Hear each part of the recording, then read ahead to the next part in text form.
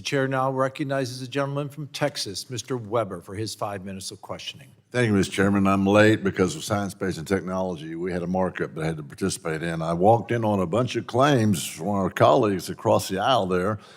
Mr. Chairman, it's not that they're ignorant, it's just that so much of what they know ain't so.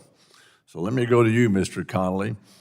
Thank you for your testimony. The level of fraud that has been unearthed in Minnesota's Medicaid program is alarming.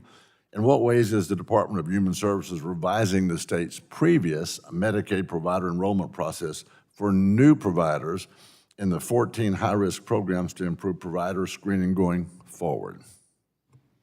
Thank you, Representative Weber. And we agree the fraud that has occurred is unacceptable, and that's why we worked hard on provider enrollment and compliance. Directly to your question, we have designated 14 services as high risk, 13 remaining, and part of that involves provider enrollment and compliance action that is escalated. So there's an unannounced site visit that could occur, that does occur rather, in addition to a fingerprint background check and more frequent revalidations. And all of those providers have been revalidated within the past 5 months as well, in partnership in completing that corrective action plan at the direction of CMS. So these are targets, these 14 services were targets for the fraudsters. Is that low-hanging fruit? Why do you think that is? Could you repeat the question one more time? These 14 services were targets for the fraudsters. Is that because low-hanging fruit, we're not paying enough attention? What do you think? Why do you think that is? Thank you for the question, Representative Weber. So I think it's for a variety of reasons, and we've demonstrated in our actions what we think those reasons were. So it starts with the design and the policy around the program. So are there different requirements that need to be escalated? New billing parameters, for example.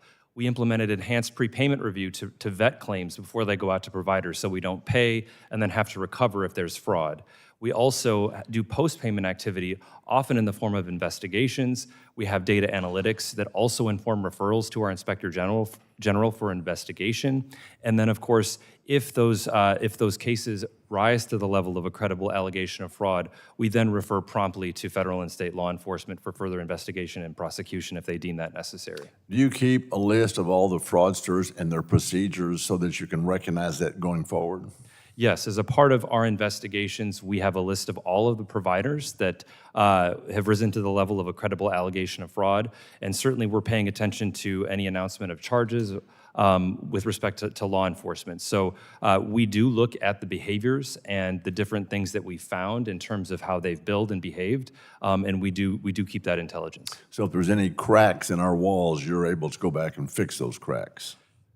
Yes, exactly. So if there is a pattern or a concerning issue that we identify, that does inform perhaps administrative changes in policy. We might also engage legislators to make changes to those programs, which we've done in the last 2 sessions as a good example. All right, thank you for that. Mr. Is it Sadwith? Is that how that's said? Yes, sir, Sadwith. Okay, have you had that name long? Excuse me, I'm sir? just messing with you. Your written testimony highlights that Medi-Cal has, quote, strong policies that are designed to prevent, identify, and block the fraud, waste, and abuse we were just talking about. Below this, your testimony cites that California's Medicaid Fraud Control Unit, MFCU, received 700 credible fraud allegations over the last 5 years.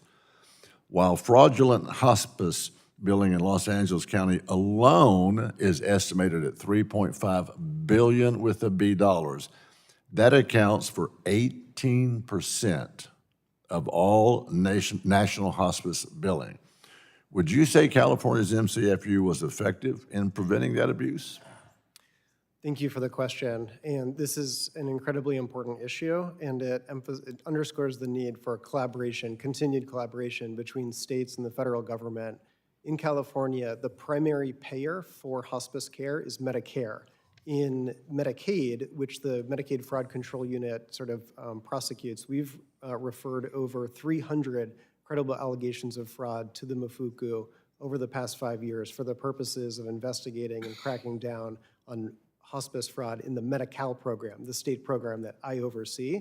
But that's why it's important to work in partnership with the federal government and CMS, which is responsible for oversight of Medicare.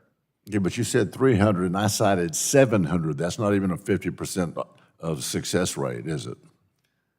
So we view the 300 referrals as a strong commitment to California's rooting out bad actors in our Medicaid program. And we, just like Medicare and CMS, we have experienced issues in hospice and have taken comprehensive steps to protect the program, protect the Medicaid program through new requirements and new safeguards, and institute licensure moratoriums, institute new regulations. We've criminally charged over 100 individuals in the past few years.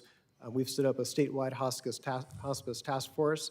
We've revoked over 300 licenses, and we have over 300 licenses that are ongoing. Well, I'm happy to yield back, but I insist that's a little short of the target. I yield back, Mr. Chairman.